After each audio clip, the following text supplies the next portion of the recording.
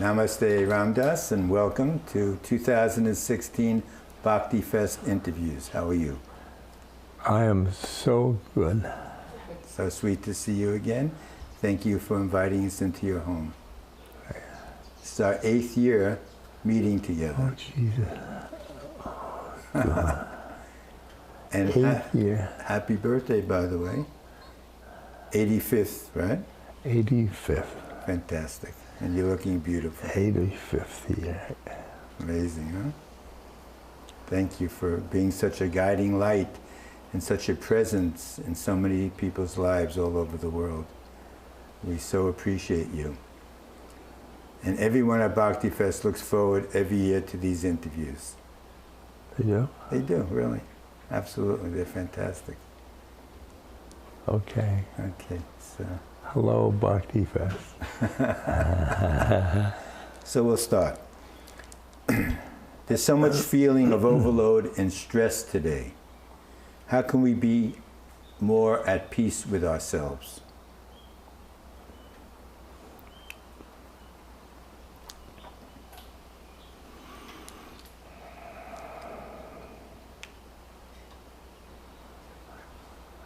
Go deep within the self.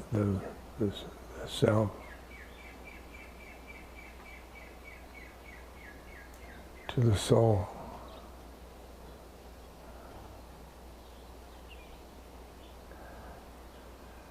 Because within people is love and peace.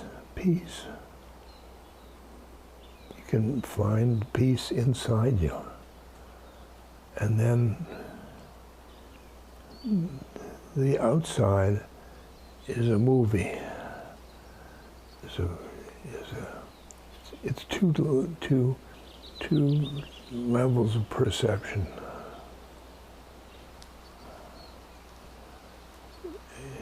You watch the movie, is people shoot each other and so on, and so on, and so on, and so on. And yeah, I think that go within, find peace within you. They tend to be momentary feelings. Peace, I feel very peaceful right now. But then in 5 minutes, the mind gets agitated once again, as usual, because it's a stressful environment that we are constantly living in.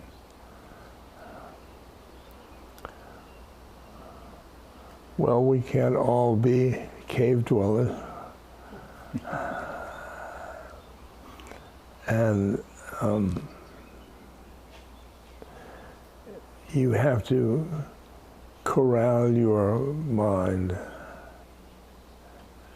If your mind goes out or in, because out, the mind is out, then you say to yourself, what am I doing here? That sends you down to the witness, which is part of the soul.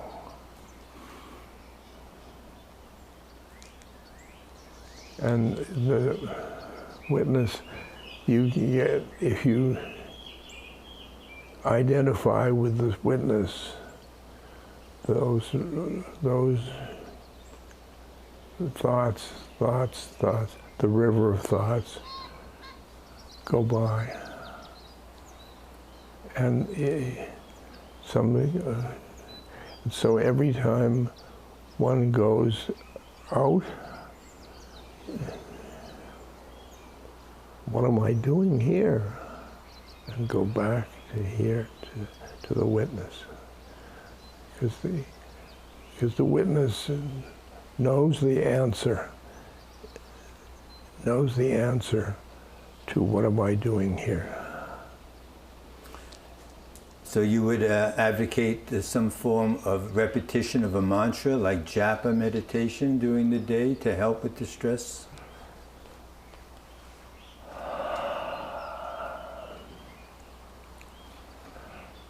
Ram, Ram, Ram, Ram.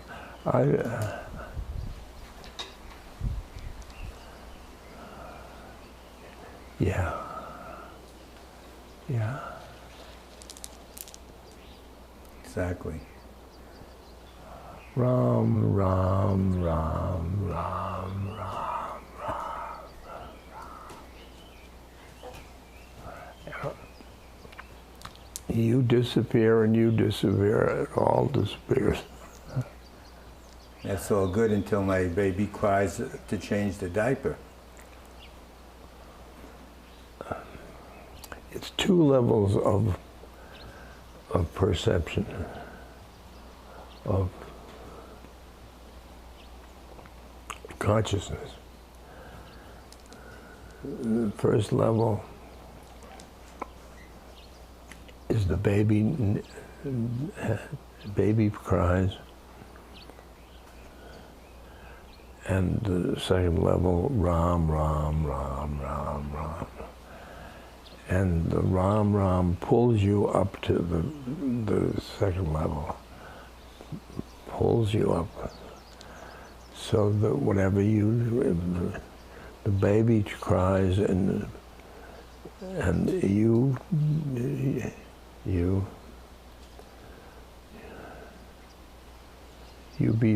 become the perfect parent. Well, your acts in life will be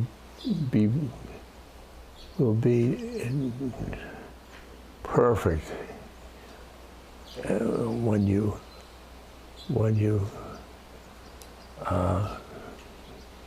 have the mantra going. More focused. Yeah.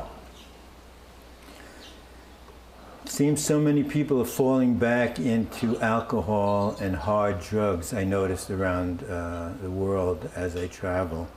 What can we do to be of help to this kind of situation? Getting a little more serious. Every year we think it's less and less, but it's actually more and more. People are falling back into these habits.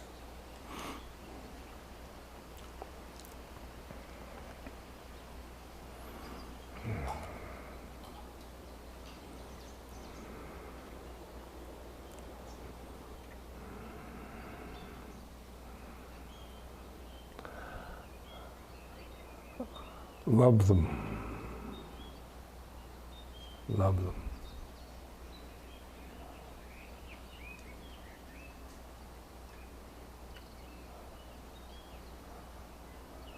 These people it's all environmental sickness.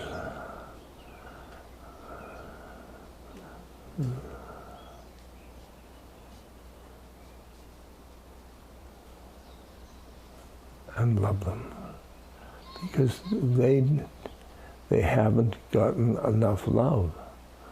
That's why they're doing that. Do you notice that most people have the tendency to push love away? Yeah. Yeah. I wonder why that is.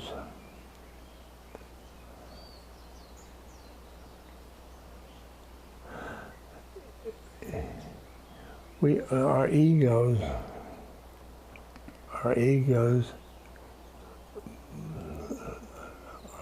are based on fear, and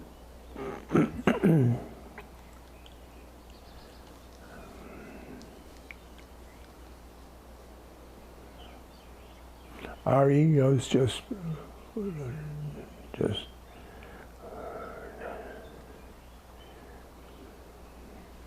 don't feel lovable. Don't feel lovable. And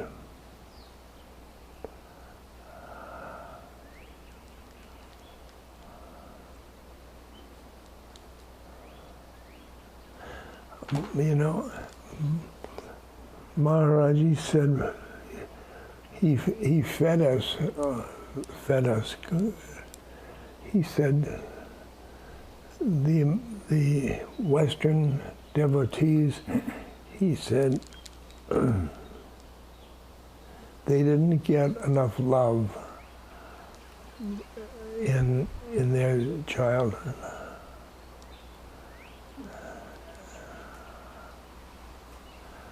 And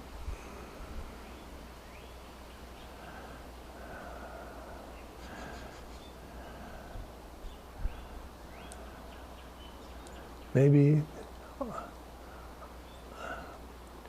our mothers and fathers are efficient mothers and fathers, but love, and they use love to train us and control us. Right. And see,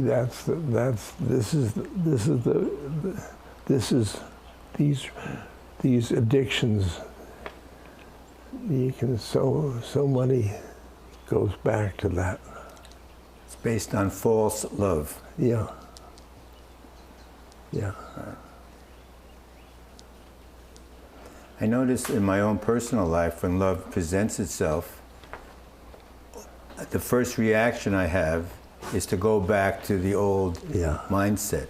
But then I stop and I open up, and it's the most delicious moment right there. Yeah. And for the last 2 years in my beautiful relationship that I'm in, I've been practicing that, and it's been so much rewarding. It's been just delicious. I know it.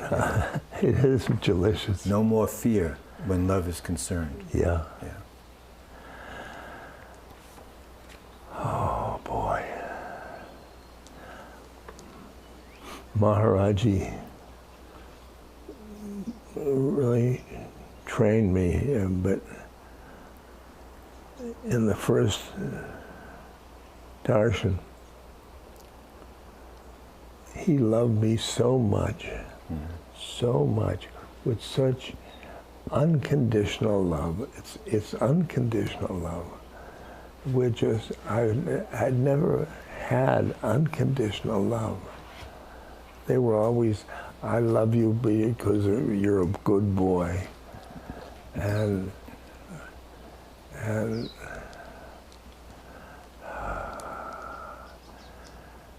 good student, good friend. You know, I love you because you love me. All these because conditions. Right. And he just loved me. He just loved me. Me in the present. Because he didn't see anything else when he looked at you, because he saw just love. Yeah. Yeah. But when we look at each other, we don't see that. We see conditions. Yeah. And that's our old tape. But the judge here, right. The judge, pretty loving. I'm loving her, but love her. And that's what goes on. Judging ourselves. It's all the mind.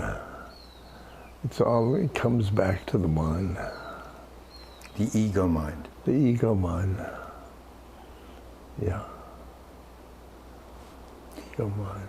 It's very difficult for most people to work that process out in their daily lives.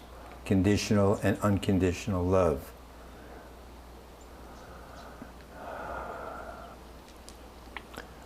I think that if they if they practice unconditional love, they'll receive it. Receive it. Also the other way around maybe too. If they practice receiving unconditional love, then they can be easily giving unconditional love. That means practicing perceptual something, somebody loving you. Right. Somebody, God is loving you. That's perceiving that. Or feeling it from another person. Yeah. Feeling unconditional love and knowing what that feels like and how overwhelmingly sweet and loving it is. Yeah. It would let me be more understanding of how to give unconditional love also. There's a perceptual, somebody giving you love. That's your perceptions. That then you're feeling the love. Yeah. There's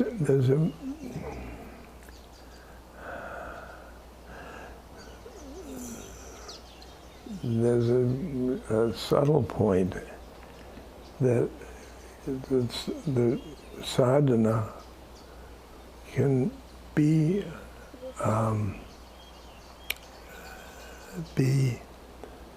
used by the ego.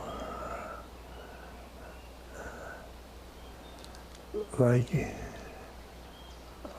I should be able to love. You can get to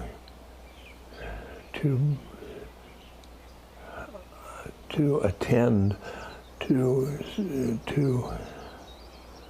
ego things that are in you. The object of sadhana is getting out of that. Like somebody say, I'm working on myself. They say it in a way that they're ego talking. And then, yeah, I'm working on myself. So just because one is doing sadhana, by the way, what is your definition of sadhana?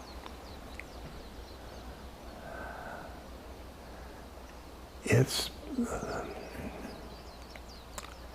your path to God, path to one, path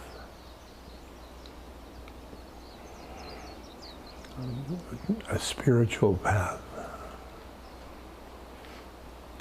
And that consists of what components would you say sadhana consists of? Well, there are different parts of yoga, because yogi is going towards the one. There's the mind, the heart, the energy, all those things are, for example, the mind, read books of spirit, or read books by Yogananda or things like that.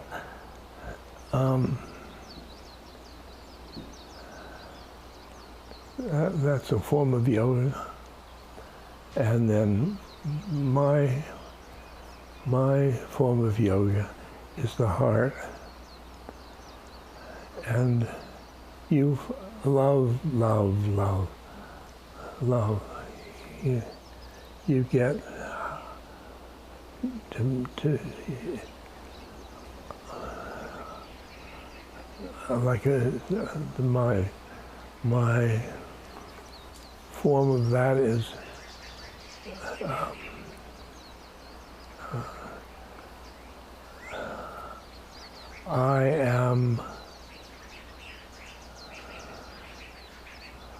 I am loving awareness. I am loving awareness. I am loving awareness. I am loving awareness. I am loving awareness. The loving awareness is the soul. And I am loving awareness. You go down, then halfway down, just get rid of the I am and loving awareness, loving awareness, loving becomes awareness. one. Yeah. And you disappear into love. That's really it. You take you dive into the ocean. The energy yoga, Kundalini, above, you have centers, different centers, and the energy goes up to stopping at each center. And there's the heart center is compassion and love. The one behind that is power.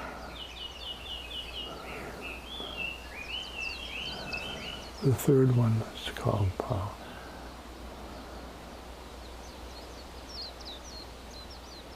And then the second one, sex. And the first one is survival. I noticed doing that process of sadhana that you're talking about, we get stuck in the power, in the ego, the spiritual ego. Yeah.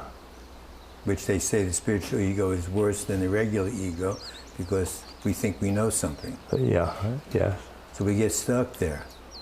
Yeah. And tie that into the experiencing the unconditional love when we get stuck on those places. The power, personal power. I know it all. I know it all. You should follow me.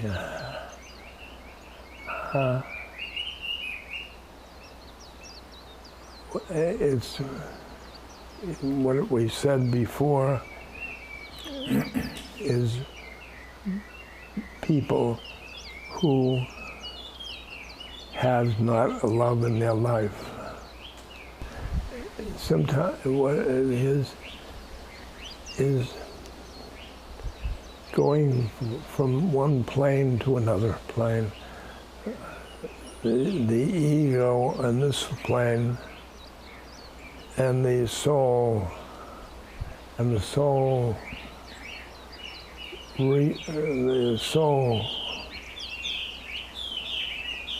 my goodness.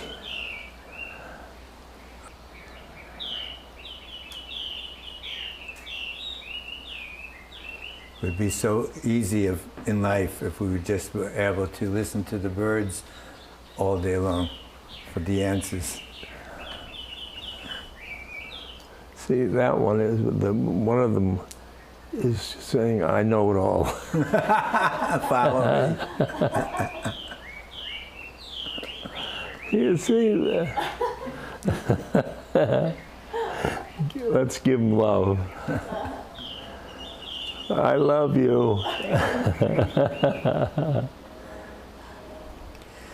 But sometimes we have a deep feeling of abandonment. And how does this relate to our spiritual practices and our personal health? And it also goes back to our upbringing also, but abandonment comes in many, many forms today. Abandoned. Friendships, relationships, parents. The only thing you're not separate. You're not separate. That abandonment, a separate being, and you're not separate. And you can go inside, where your guru and God is inside you. And there's relationships, they're perfect. They don't abandon you. They're not abandon you. I mean, people say, I'm alone. I'm all alone.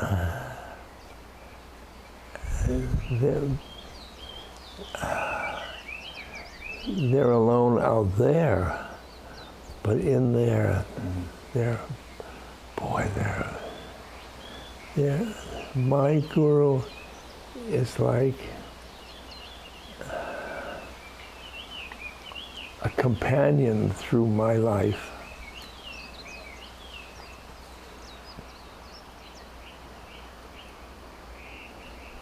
And he's now in there. My guru was over in India. He was before he died. He had and then when I started thinking he's there, then what happened, my sadhana, I was bringing him in, I was a companion in my life. So he was with me all the time. And then that when he inside,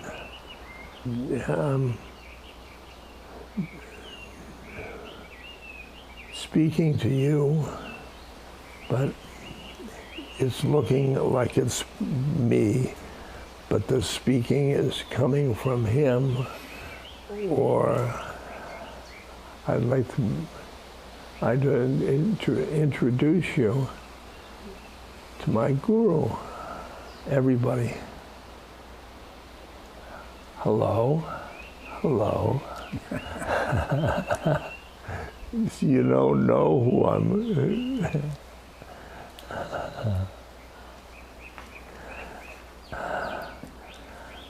So most people that are viewing this interview, they don't have a guru, a physical or a past guru who left their body. And today it's very difficult for people to even find that word called guru. So could you relate that to God that dwells inside of you as you, and going to tap into that godly quality that each of us have? Well, everybody has a guru. Now, and you don't an external guru. There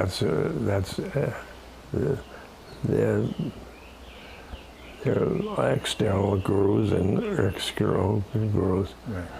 Right. Everybody has a guru inside.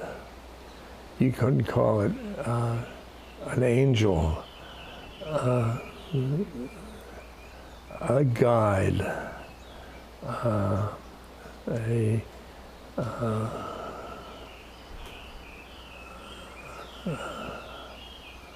one of the masters.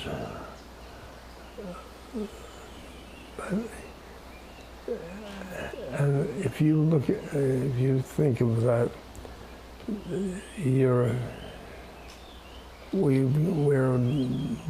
in this plane, then we go to the soul plane, which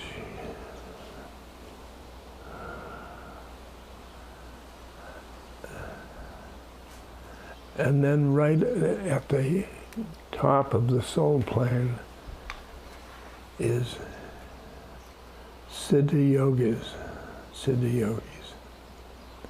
That means they're they're people like Jesus or Buddha or Maharaji or Ramakrishna or Ramana Maharshi or Anandamayi Ma. Anandamayi Ma is just a loving woman, guru, many people.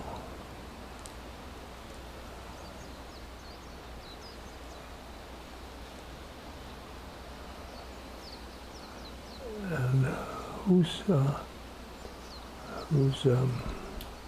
Muktananda's guru?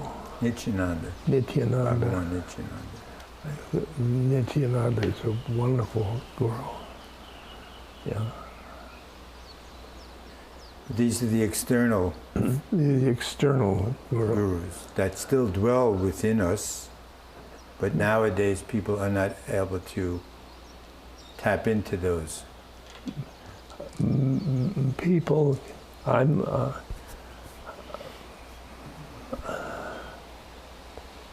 went to India and found a guru, and that was my trip. Everybody should need they're not need to my trip. Right. Some they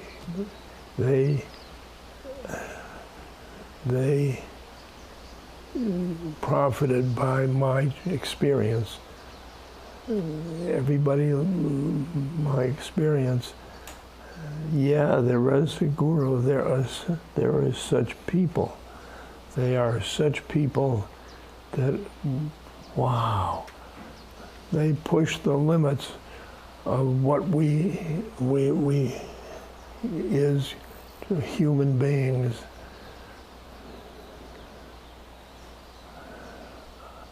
Our limits.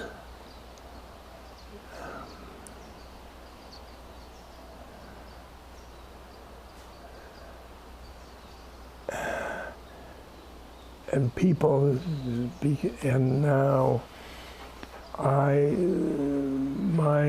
guru is within me. And that's what they should find, their guru in their own, in their soul. I notice that people are afraid to push the limits. That's why they shy away from being with any sort of a disciplinarian teacher or guru, because they don't want to give anything up. They just want to maintain. The ego doesn't want to go into the water of spirit, because as you at the beach with the water, then you take off your shoes and take care of your ego, and then dive. But most people don't want to give up their ego because their ego is so comfy. And it's been with them for years. And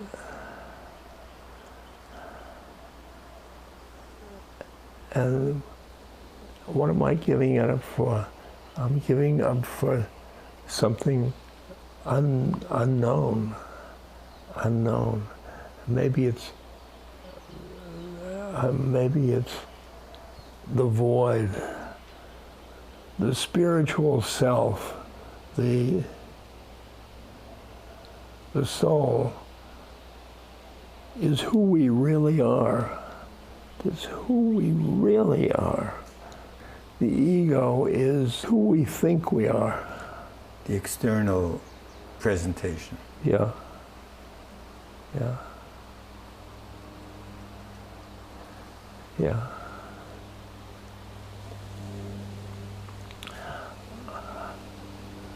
If I come to this interview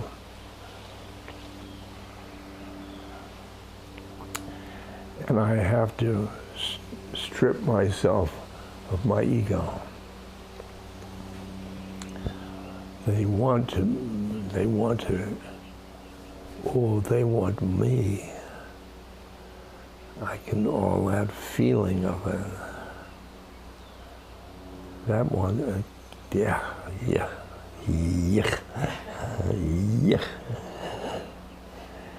Take it away. And I want to, and this is what I want to this interview. Coming from the heart space. From my heart, and from Maharaji, and from the One. Because if I am my soul, I love everybody.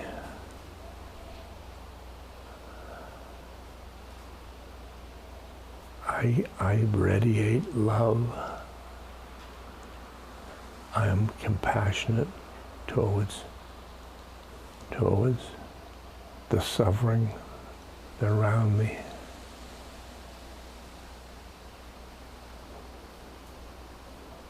I'm peaceful and I'm joyful. And all those things in me radiate out from me.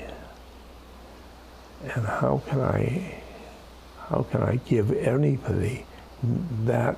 How can I give my ego to? It's not lich. And it's okay not to feel that all the time as well. To honor the times that you're not feeling that way that you just described. Yeah.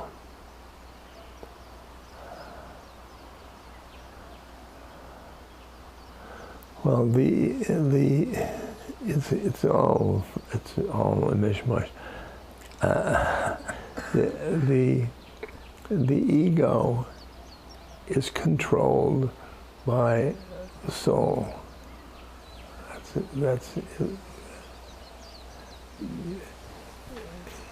The soul is real you, and is controlled, giving to control to the ego, because the ego has a whole program to rid the soul from karma.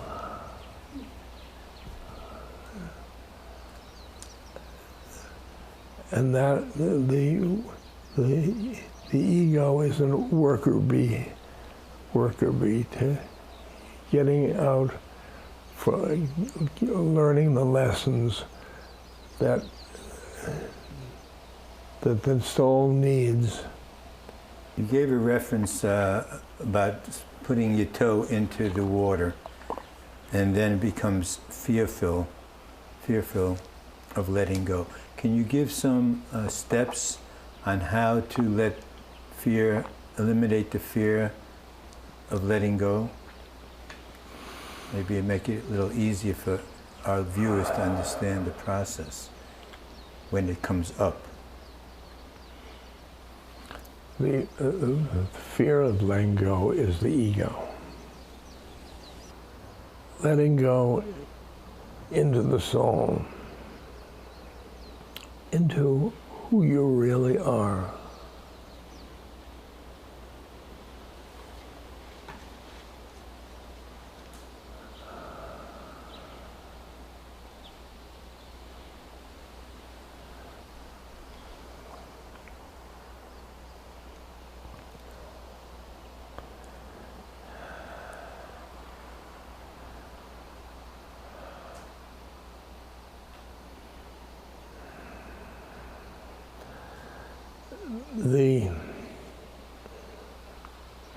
The ego is thoughts, is a thought. It's the thought, and a thought is any thought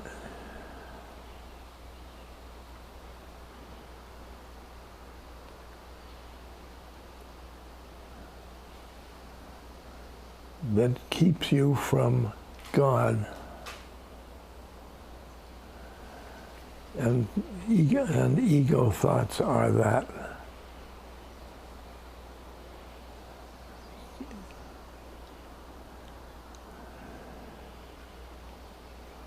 Witness the thought, and here's the thought. Witness the thought. The witness is the soul, is the soul. So that start to witness, and you want to identify, pull your identification from the thought and put the identification to the witness. Slowing down and giving yourself enough time to just take that step to look at that. Yeah. Take the breath, be able to look at that before you put your foot deeper into the water.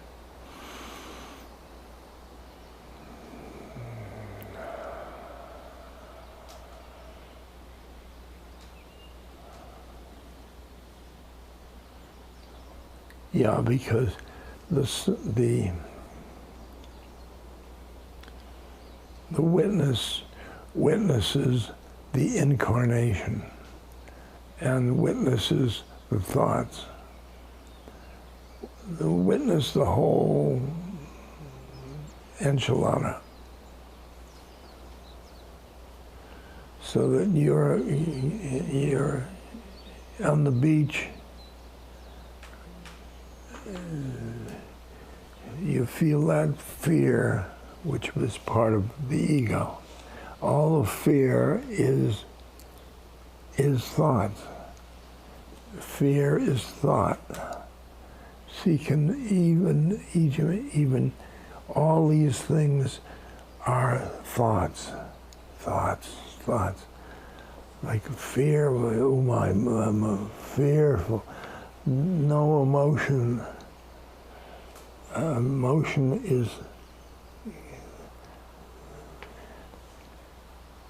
is thought.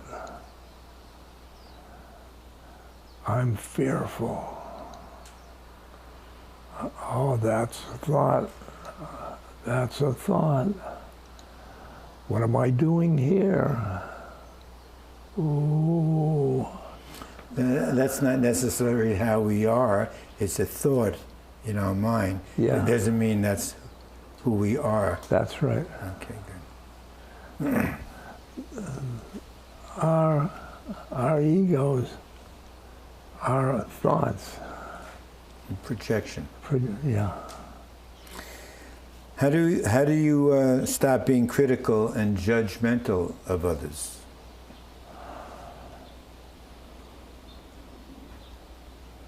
See them as souls. See, once you can see yourself as a soul, as a spiritual being. Then you love everybody.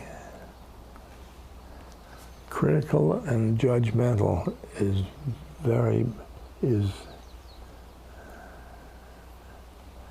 the judge. It's all the mind. It's just all the thoughts. There are other things in the mind.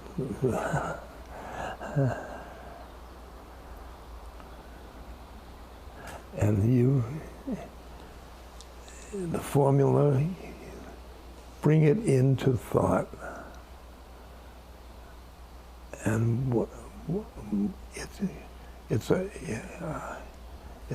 my identification with that thought.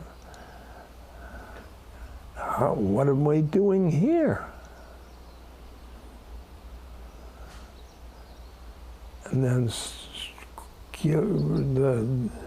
the identification, strip it from the thought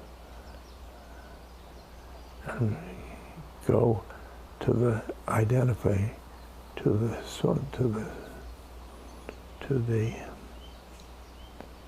witness. The witness is the way through. The witness is the way through. With so many working moms and dads in our society, how can we give our children the best that we can? Because most of the moms and dads are gone during the day, working. And what's the best way to give our children what they need when we're not there half the times?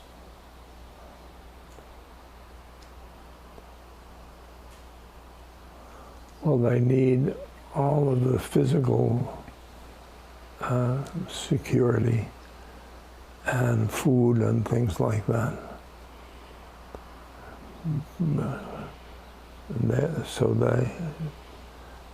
A paycheck is very useful.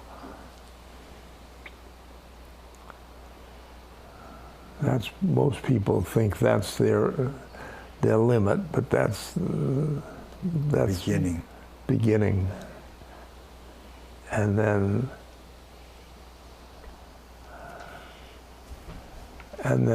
give them love. And I know this is hard. Your children are souls. Souls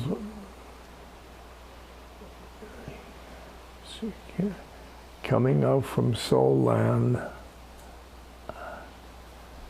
And oh my goodness, look at that. The parents are copulating. I think I'll go for that child. That's a good vehicle for me. And even then, in the mind of the parent, is my child. You're identifying that.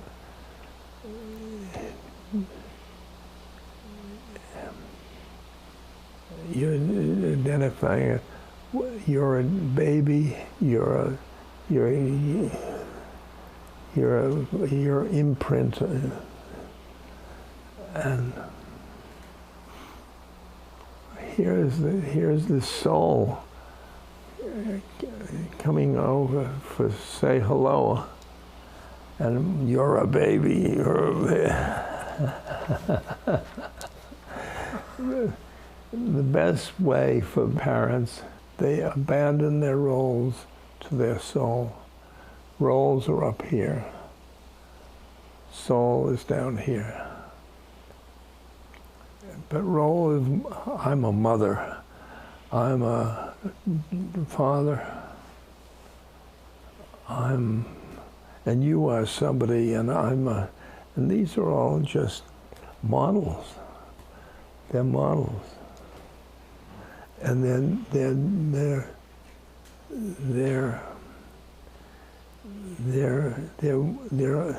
useful to the game, but you don't identify with them.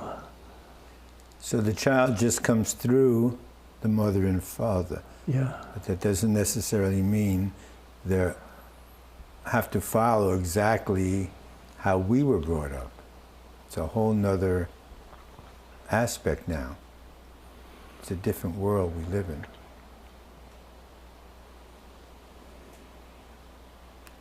And in the beginning you brought up that we didn't have enough love in our lives when we were brought up.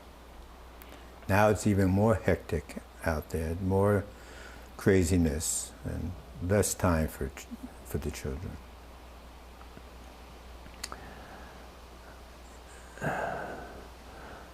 Models, models, models. I think it's really good for parents to look at their own minds and where they get their actions, and with the witness there. The witness is, oh my God, look at that. I said that to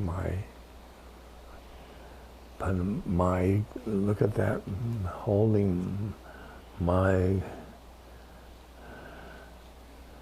child, thinking, oh, that was my mother. That was my mother. That my mother's coming through me. Oh, Jesus. Ah.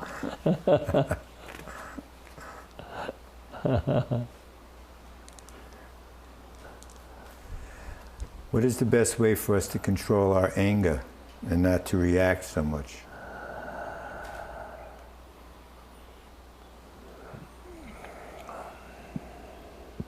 I'm sorry, I'm a broken record, I'll tell you, because the anger is a thought. It's okay if everything goes back to that, probably. Yeah.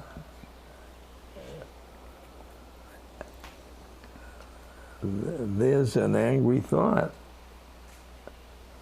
There's an angry thought. Okay. I'm identified with that thought. What am I doing here?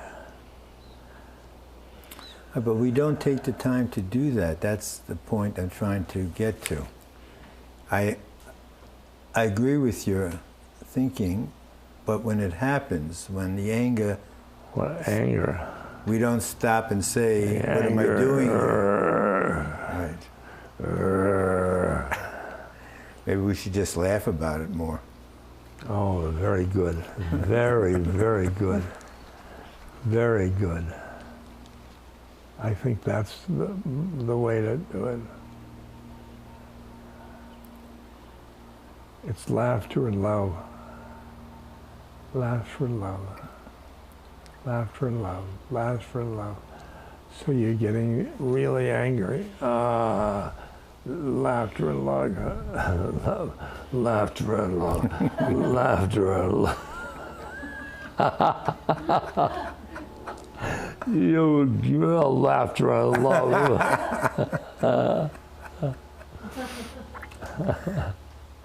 Laughter and love. Laughter and love. So now you have a new broken record. Laughter, love. Laughter, love.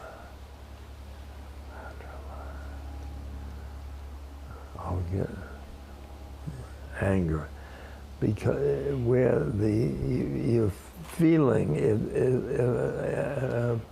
emotional heart, the other part of your heart space. You know, there's a physical heart, boom, boom, boom. This emotional heart, yeah, that's good. And there's the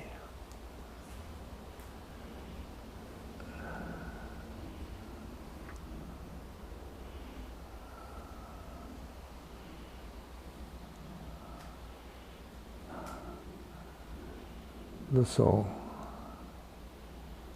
Soul. When you go down to the heart, to the spiritual heart,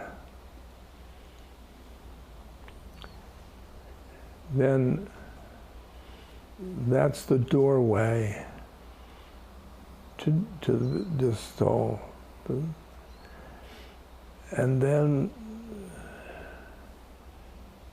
there's the thinnest veil to this plane, the heart, and the soul plane, or the soul land. And you pierce the veil. If you're thinking of piercing the veil, it's going mantras such as loving awareness, loving awareness, I am loving awareness, I am loving awareness, loving awareness, loving awareness, loving awareness. And you go through, pierce the veil, and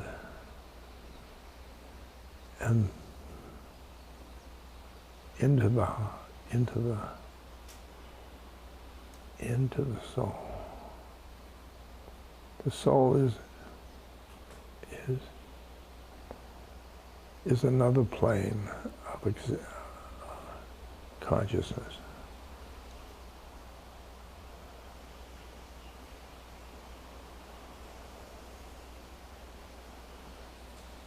And once you get into that plane, wow, it's all love.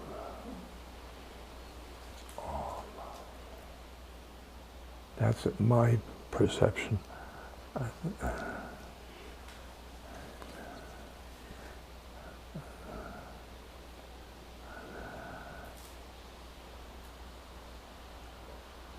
It's all the one. It's all peace.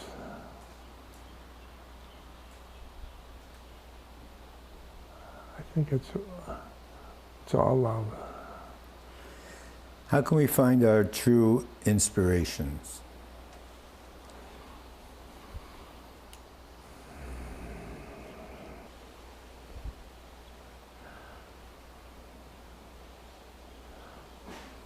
My cat is my inspiration.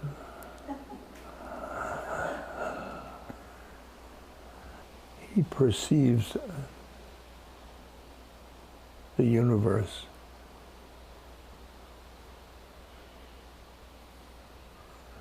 differently than I do. Wow. I gotta get into. Look at how that soul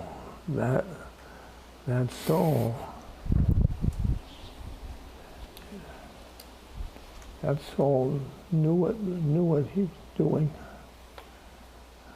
by inhabiting that cat.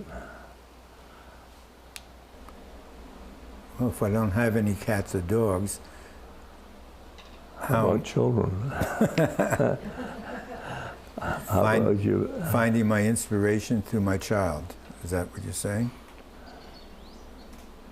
Every human being. Finding my inspiration from everything that's around me. Well,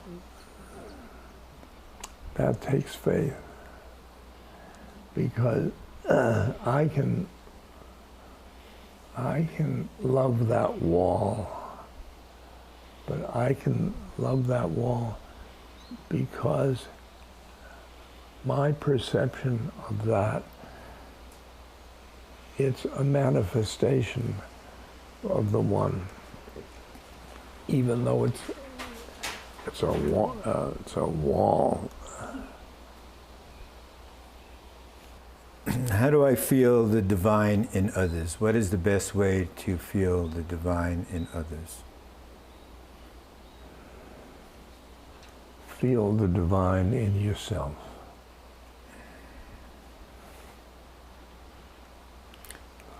That gets back to the sadhana? Yeah. Yeah. Your sadhana has the base of self-perception. How can I best be of service to humanity? Oh boy. Well,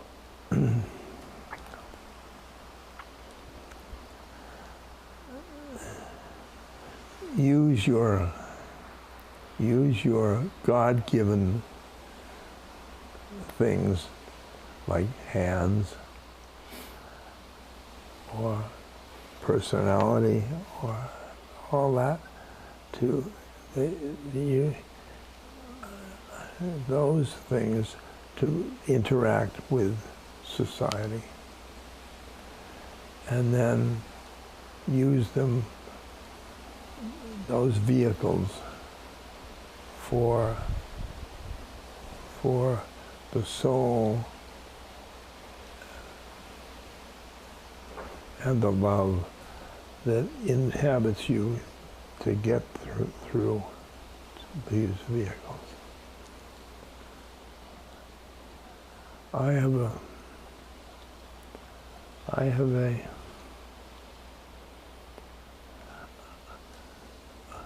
woman who knows how to massage, and her hands are so full of love that I feel that in my body.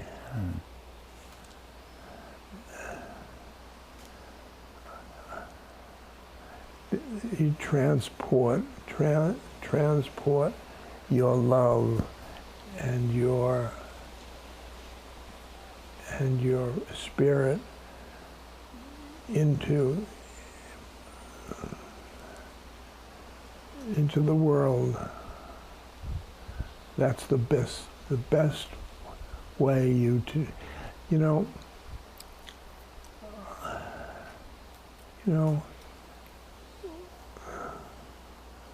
we in the West think of social action with mainly numbers. But I see social action as heart to heart to heart. Like when Reverend King, I Have a Dream, he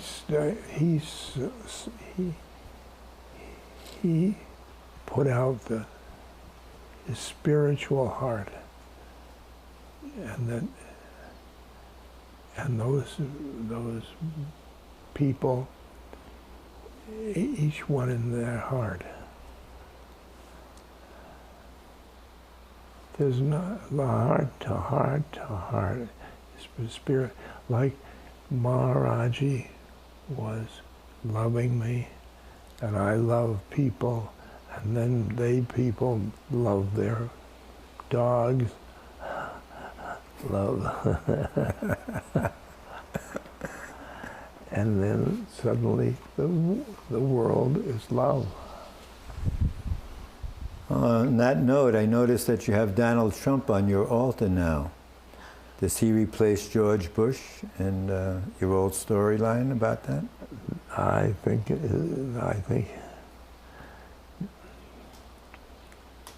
because Mickey Lemley was doing a film about the Dalai Lama, and it was showing the picture of the Dalai Lama. It was a very sensitive picture, and a painted picture. And then I watched the picture, and off on the sideline, a voice said, I painted it, the painted that was my heart. And it was that voice was familiar. George Bush, and then was George Bush painting the picture of the Dalai Lama, and he's being. I thought, wow. I just put him on the puja table. I was. Gee, I knew that. Look, I think now I put Donald. Maybe we get Donald. Some good results will happen. Good results. I hope so. Thank you so much, Baba Ram Dass, for having us here this year, 2016. And we really appreciate coming here and opening up your home to us. And we love being here, spending the time with you. So thank you again.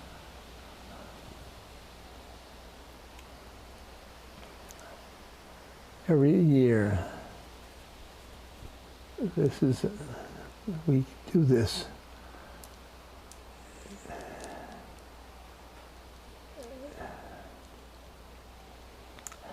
And this room, you bring with you all the people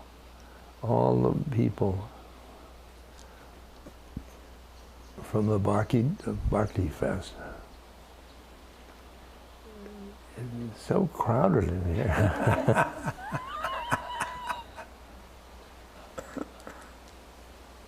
Well, there's only the one. The one. Convince them that you all are only one. Maharaji just